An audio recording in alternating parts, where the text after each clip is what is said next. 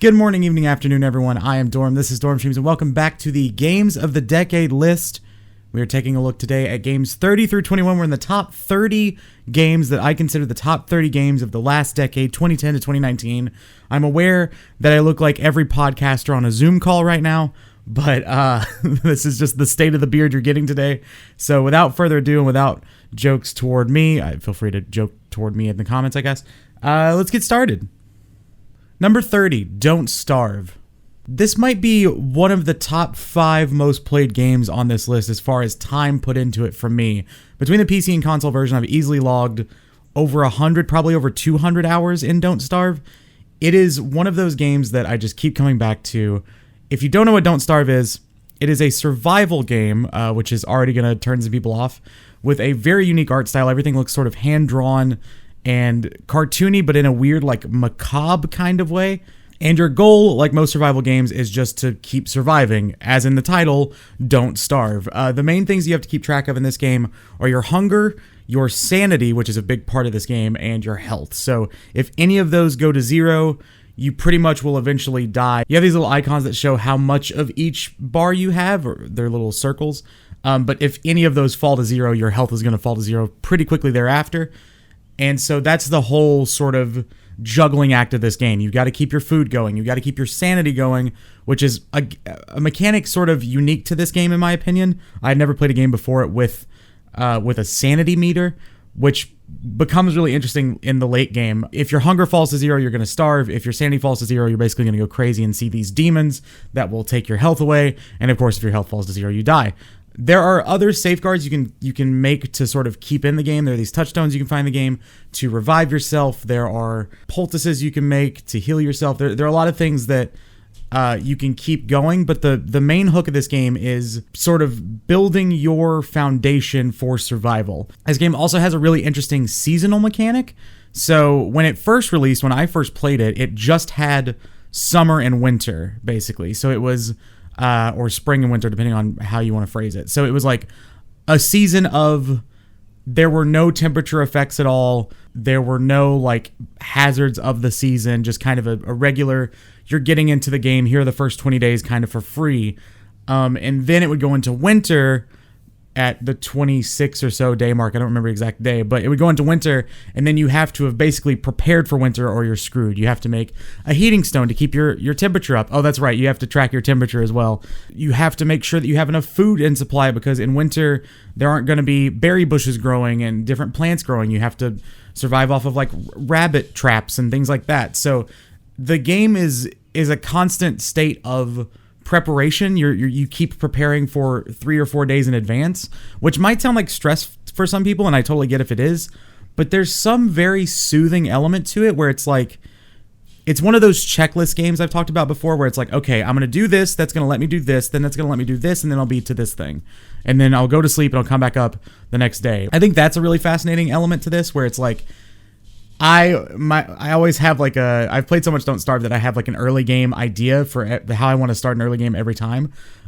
So I love the idea of doing like a crock pot into making stews, into making a garden, and that way I'm prepared for the winter. And just that overall, I have to do 3 things to do the next thing is like one of my favorite ways to spend time gaming. Just that like, working toward a big goal by doing a bunch of small goals. And I think that just a little bit of like moving the stick forward, moving the goalpost forward just a little bit, and suddenly you're 50 days in or you're 100 days in. I just think that's super soothing, and to accomplish something of that large a scale with little tasks is very satisfying. The game is designed super well. The difficulty is pretty up there, but also totally manageable after you get your sort of hands on this game. This is one of those games that's not going to be for everybody. I totally understand that. But if you like survival games, if you like that pacing of doing minimal tasks to get to a major task, this game is just about as well done of a game like this as I've ever played. And I just love Don't Starve. I have a Don't Starve, you can't see it, but I have a Don't Starve signed by the team poster. That's how obsessed with this game I was. I emailed the devs and asked if I could have their autograph. So if that tells you anything as to how much I love this game, then that should be apparent. So yeah, play Don't Starve. It's fantastic. Number 29, Assassin's Creed Odyssey. Now we're getting to the point where these games are all just, they're all just so freaking good. I think this is really, I think for some people Don't Starve isn't going to be on the same quality. I think it is, but like, I know I said last video that everything was a banger from here on out. 29 is like, everything is pretty much, I don't want to say a masterpiece because that's a really weighted word, but as well done as they could be, these games are. And the first one in this category of games at 29 is Assassin's Creed Odyssey, which is a game that really took me by surprise. I played a couple Assassin's Creed. I played Assassin's Creed 1 all the way through like in early high school. They were on an early Steam sale, and I bought the entire Assassin's Creed collection, which at the time was 1, 2, Brotherhood, and Revelations, I think. So that tells you how early I bought it. I played all the way through 1. It was fine. I started to realize it was the same follow people around quests that 1 was, and was like, okay, I get it. I'm moving on. And then I played Black Flag in college, and I loved Black Flag. Like, that was my favorite Assassin's Creed by far, and then just kind of fell out of the franchise. I saw mixed reviews, or Assassin's Creed for a long time was the franchise that just kept getting like 7s from IGN and Polygon and places like that. Like, it was a solid like 7 to 8 game, like a very, very solid, but you know, it's more of the same. They're not really reinventing the wheel with that franchise. And so I was like, okay, you know, there are other things I'm more interested in playing. Then Origins came around, which was the Egyptian set one. That one looked really interesting, but I still kind of had like I'm not really an Assassin's Creed guy kind of thing going. Not that I had like any ill will toward that game. It just wasn't something I picked up. You know, you kind of have to choose what you buy. And then Assassin's Creed Odyssey came out, and I just started seeing so many rave reviews. People I really like, both in like the games media sector and just streamers, friends, other people that I know, just raving about this game. It was one of those games that I waited. I think I bought it when it was $30 on sale that holiday or shortly thereafter, because you know, there's always a glut of games in the holidays, so you kind of just pace it out. And I think that may be the best $30 purchase I've ever made. Assassin's Creed Odyssey is just phenomenal. That game blew me away. So you can pick your main character. You can either pick Cassandra or Cassandra, Cass as I mostly refer to her, or the brother whose name I forget, because Cassandra is literally one of my top 5 protagonists in games ever. I adore her. The voice acting's phenomenal. The way she feels so human in the story is really fascinating. Even in a time of like Greek gods and in a historical context of ancient Greece, she's still allowed to feel like a modern human, which I think is just fantastic. A lot of times with historical games, even like in the old God of Wars, a franchise I love, but like there's this weird like, oh, these were the stories of the time, so they have to abide by those times kind of thing. Whereas with Odyssey, Cass is such a multi-dimensional, feels like a real modern human in a time like that, and it just lets you connect with the whole world so much better. I think the writing in that game is phenomenal. There are some things that just blew me away with the storytelling, and just even the moment-to-moment like cutscene dialogue was fantastic in that game. Odyssey is just such a well-written game. Like I said, Cass is one of my favorite protagonists, and the gameplay is so freaking fun. Like, I just loved doing everything in that game. The side quests, and I'm not normally a person to do all the side quests and all of the map checkbox things, but this game made me want to do it, and I still want to go back and get the platinum. There's a couple of things I missed, but everything in that game just feels so fluid and feels so fun, and is like appropriately difficult but definitely masterable. And the combat is just, oh, it's just so good, so varied. You can take a ranged approach, you can play up close, you can sneak if you want to, you can just go in guns blazing. Like, I know a lot of games, and I've said this before in this list, a lot of games preach like the how you want to play thing. That was a big thing of the last decade, but I really feel like there's so much variety in how you want to play this game. You know, the Golden Path quests are just a small section of this game, as is the case with most open world games, but for me, the world really blossoms when you go out and do the bounty hunting thing, which is amazing, by the way. If you don't know this mechanic, Cassandra is moving up the ranks of this sort of bounty hunting system and can defeat the people hunting her and move up the ranks, or defeat the people she has contracts for and move slightly up the rank. It's fantastic. That system is incredible. I think that's one of the most like nuanced systems in gaming that I've played. It just feels so cool every time you get one of those bounty hunter guys coming toward you and you just take them out and it's like, oh, I killed a mercenary. This is great. And those can just happen at any time, which creates for some great chaos. You might be doing, you know, this quest where you have to sneak into a house or something and then, oh no, here comes a merc. I got to deal with them, but I'm still trying to stealth. How do these things interweave? And it's just, everything about that game is so polished. Like the amount of overall finesse on this game is incredible. The game is also beautiful visually. Like Ancient Greece is always going to be a pretty setting, I think, but the way they built it out and the amount of variety within the gameplay, within the story, the fact that you can take your sexuality however you want as the main character, which I adore. I made Cassandra very gay very quickly because for a long time now it's been a meme in my chat that I'm very protective of gay video game characters, and that's immediately what happened. I was just like, all right, Cassandra's gonna be hella gay. This is great. But like just the amount of quality in that game, I cannot believe that game goes on sale for $30 regularly or for $20 or however cheap it goes now. Like one of the best recommend buys I could ever recommend to anyone. This game is freaking phenomenal. Number 28, Marvel's Spider-Man. Speaking of phenomenal, Spider-Man for the PS4, if you don't know, that's why I did the Marvels thing in the title, just so you know exactly what game we're talking about. Spider-Man PS4, you know what you're going to get into with most superhero games, right? Like, you know, with Batman, you're going to be doing a lot of combat, you're going to be punching a lot of people, you're going to be doing some detective stuff. If there were a Superman game, you'd be flying around a lot. In the Spider-Man games, you know that you're going to be beating up criminals, and you're going to be swinging around the city. I've not seen a game do those two things better than Marvel's Spider-Man PS4. Spider-Man 2 is the game that everybody sort of reveres as the game with the best swinging mechanic, right? And all respect due to Spider-Man 2, it's a fantastic game, but this swinging mechanic blows it out of the water. It feels so good to zip around that city, no matter how you're moving around. If it's wall running, if it's swinging, if it's just sprinting on the street, if it's getting a lot of momentum and shooting yourself across horizontally. Like the movement in this game, I don't talk about movement in open world games a lot, but you have to talk about it with Spider-Man. It is so apparent how much work went into it and how much that adds to the fun of that game. I don't know if there's ever been a game where I've been more excited just to move from point to point in a map without fast travel. Like I barely fast traveled at all in that game, and I'm a person who loves fast travel mechanics, and it was there, but I would rather just go like, okay, I'll swing over there and let me just kind of zip and zap my way through the world.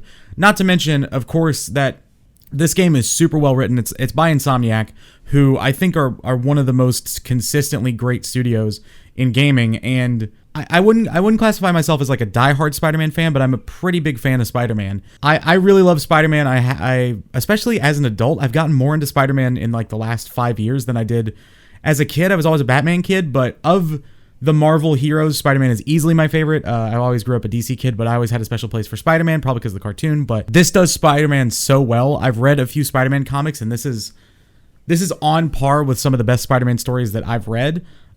Just the way they trickle out information you're expecting to come, or characters you might expect to see or might want to see, the way they pace that out throughout the game is really well done. Like the villains, the side characters, the characters in Peter's life, like all of those things are beautiful little touchstones that I think are fantastic. And I don't think it treats the audience like it's stupid either. There's a very obvious like, oh, this person's gonna be this person thing in the game, and you know, if you know Spider-Man, you know it, but they don't treat you like an idiot if you don't. Or on the flip side, they don't like play around with you and say like, oh, is it gonna happen? Like it's very well handled. Also, shout out to just the Spider-Man character in general, like Cassandra, just in the last entry here.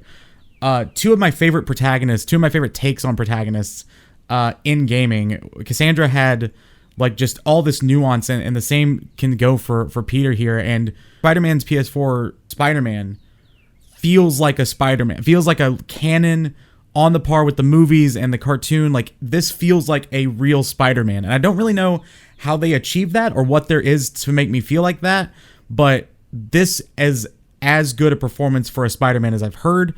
And so it's just phenomenal from top to bottom. The combat feels incredible. You feel it's like Arkham combat, but appropriately Spider-Man.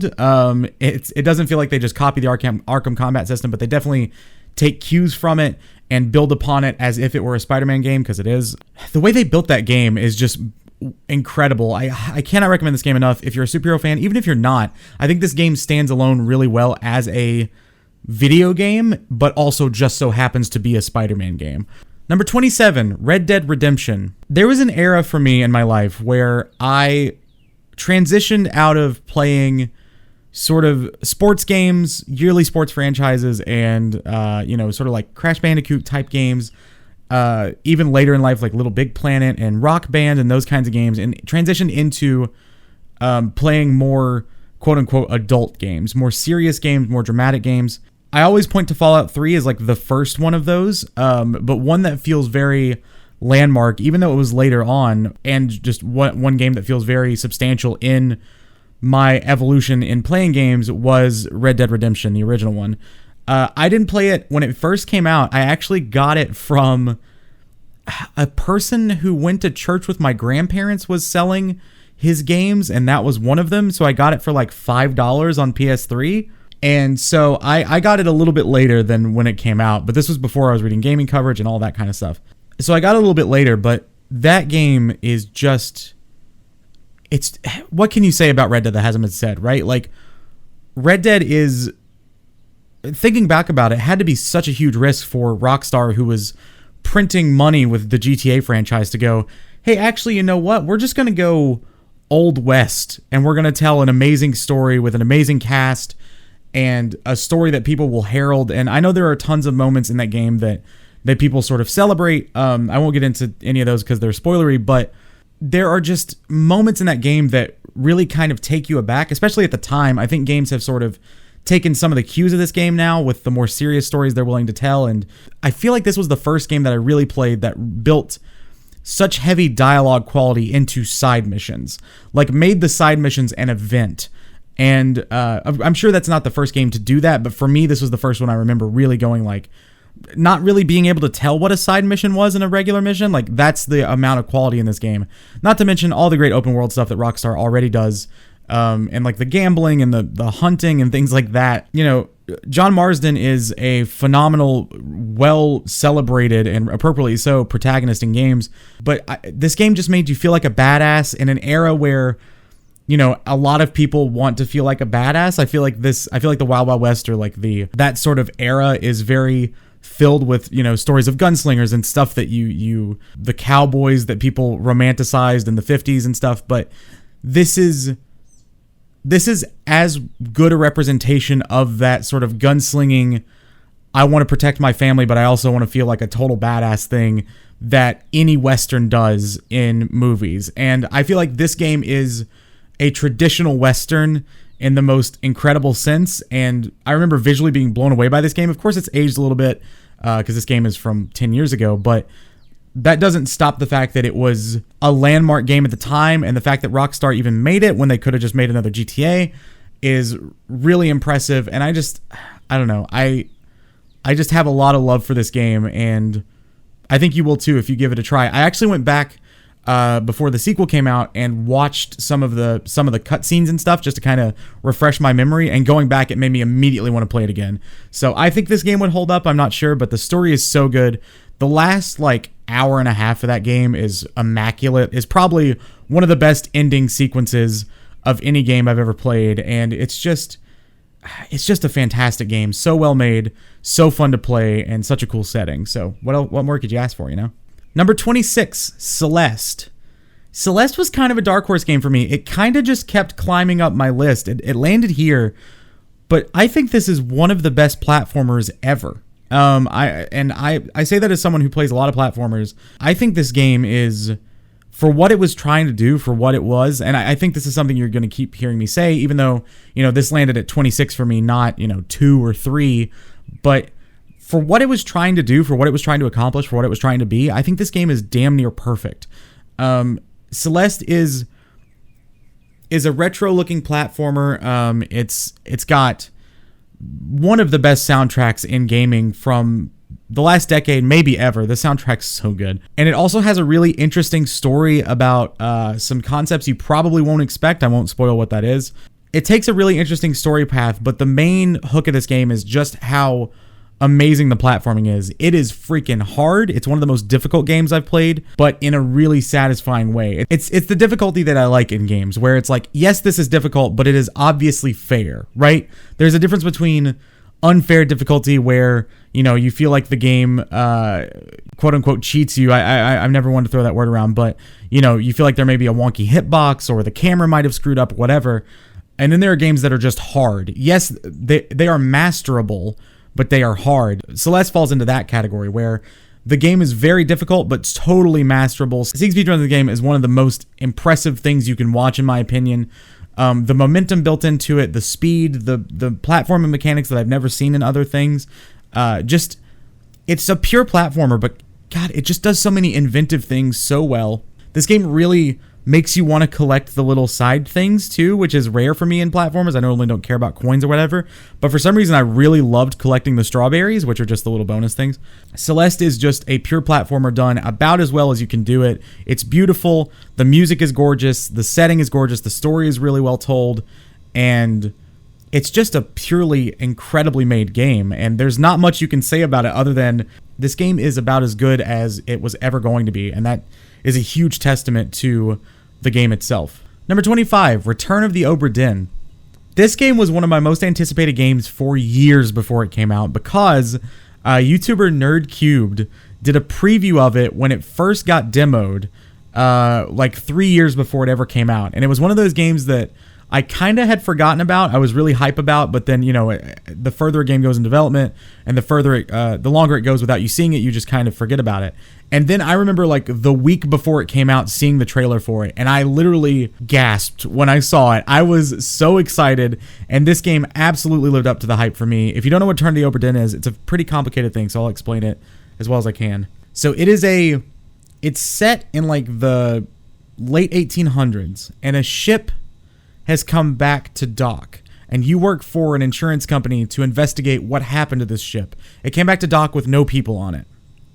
And so you have to go and investigate what happened to the ship. Now, in order to do that, you have a stopwatch that allows you to go back in time and see the moments right before someone died. So the first thing you do is you find a body on the ship. You go back in time, see how they died. Your goal is to decipher who killed them and how they killed them. Or if they didn't die and they escaped or whatever. So that mechanic seems pretty straightforward until you realize you don't know anyone's name. You don't know who anyone is. You have to use... There's a drawing of the entire crew that the onboard artist did, and then you just have to use the ledger of people who are on board the boat.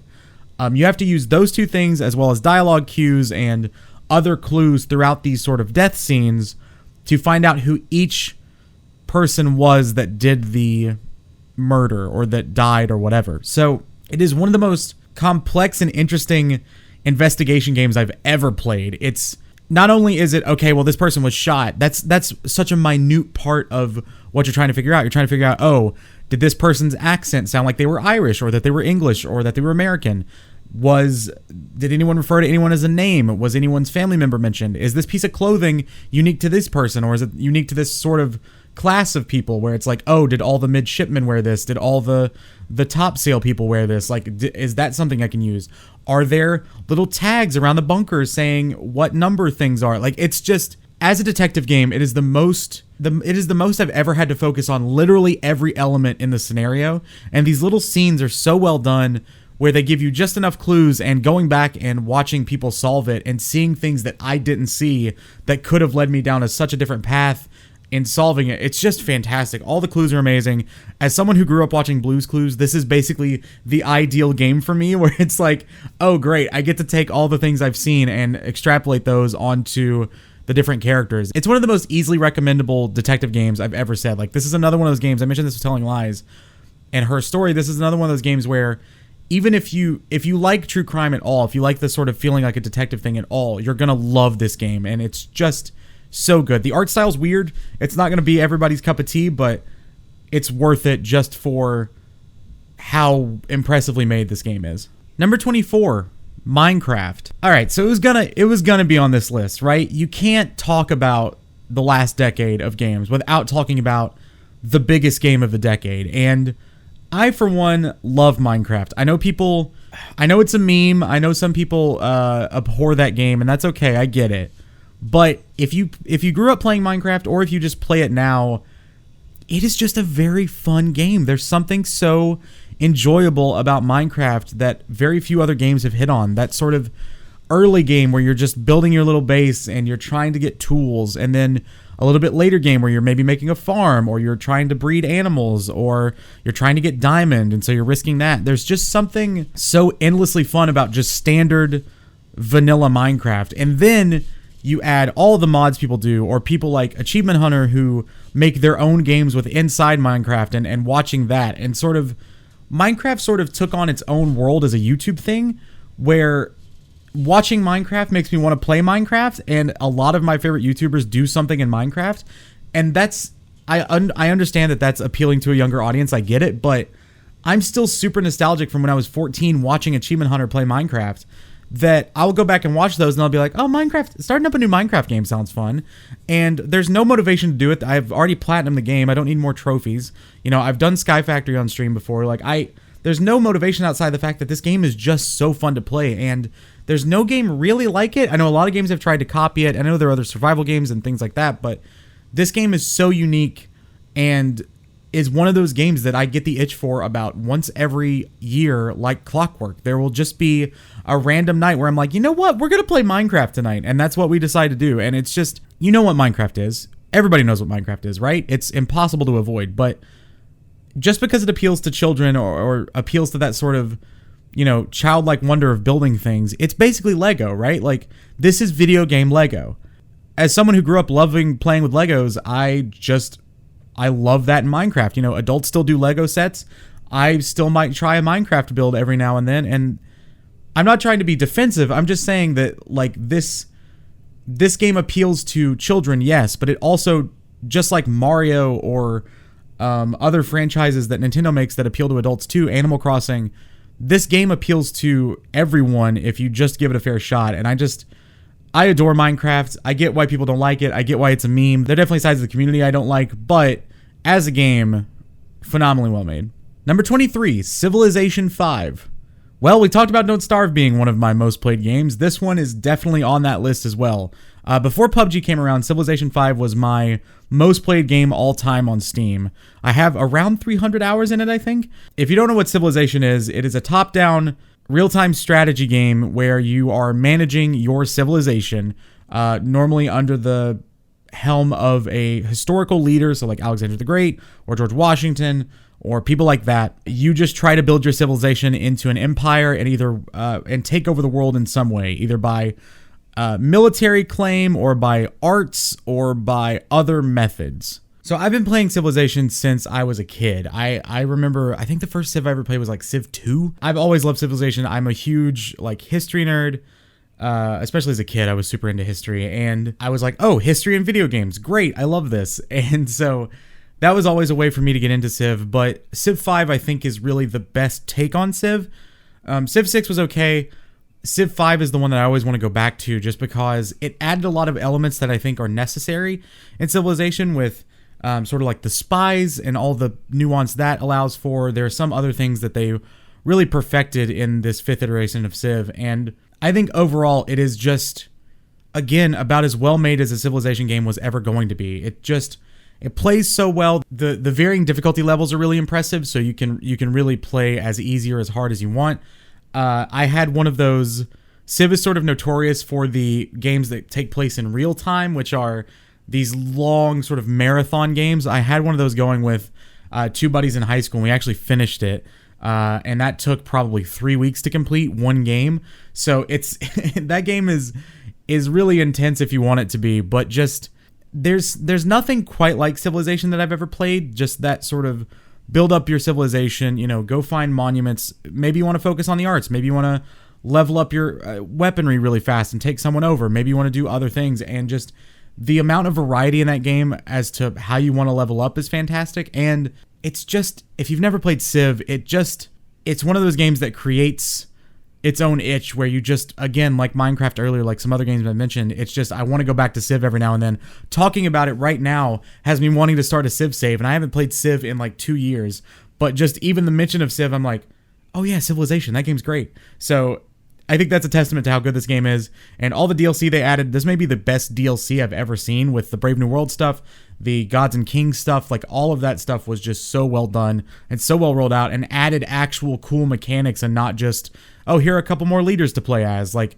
that DLC really made that game an even stronger contender for a list like this, and they just did a great job of just supporting that game all the way through. Number 22, Life is Strange. So, Walking Dead Season 1 was on the last episode of Games of the Decade. I think Life is Strange is the best Telltale game, and it's not made by Telltale.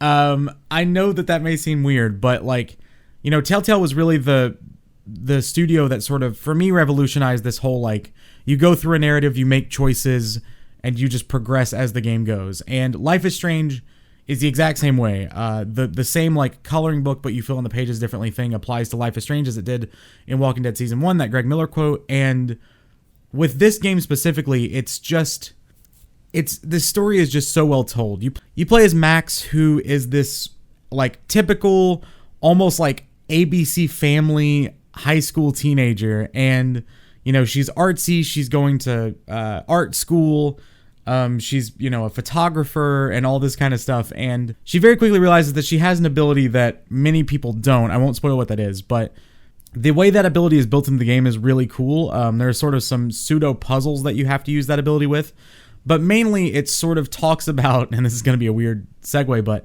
it sort of talks about consciousness and this sort of idea of almost like the butterfly effect in a weird way. There's a lot of really interesting sort of psychoanalysis going on in this game, but also it's really just the story of Max and Chloe, who is one of my favorite characters in video games, period. A lot of people love Chloe, and I am right there with them. I think Chloe is a fantastic character. She's sort of got this, like, punk, sort of, you know, anti-establishment kind of graffiti feeling to her, and she's just fantastic. I love the nuance of that character. I love her story.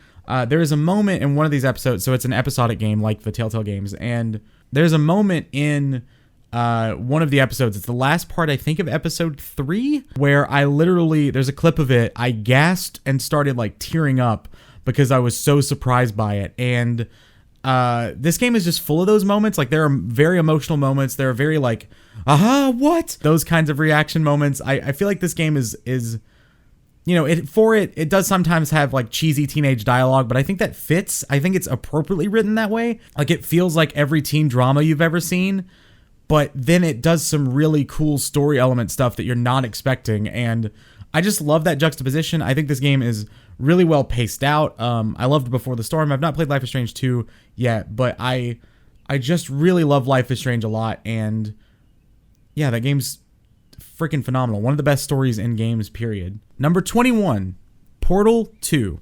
Plain and simple, Portal 2 is the best puzzle game I've ever played. It takes every element of Portal. If you don't know what Portal is, it's a game where you're set in these rooms. You have 2 portals that you can shoot from a portal gun, one blue, one orange, and if you put one on the wall here and put one on the wall here, if you come through this one, you'll come out this one. So they literally are portals. That may seem like a simple mechanic, and it is at first.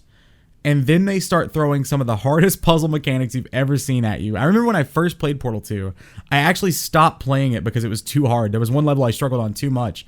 I later went back and finished it, but it was one of those games where I was just like, I don't know. When I was, 15, 16, I was like, I don't know if I can do this. So Portal 2 is, from a gameplay standpoint, the best puzzle game I've ever played. There's also just a lot of cool character stuff going on. Wheatley is a very beloved character, voiced by Stephen Merchant, who's fantastic. GLaDOS is one of the best villains in games, I think. She's so quirky. Like, she's really funny, but also you kind of hate her, but also you want to keep hearing her talk because she says some really funny stuff. Valve is really good at that. They mix this humor and, like, just overall feeling into games so well. Portal 2 is very funny. It's one of the funniest games I've ever played. But it's also, a really well-made puzzle game, and you despise the villain, and, like, you become attached, like, emotionally to this companion cube thing, and it's just and to Wheatley and all this stuff. And like, this game doesn't need a story. You could just put Portal in front of someone and they would play it, but the story is so, it adds such a fun element to that game and adds such character to the game.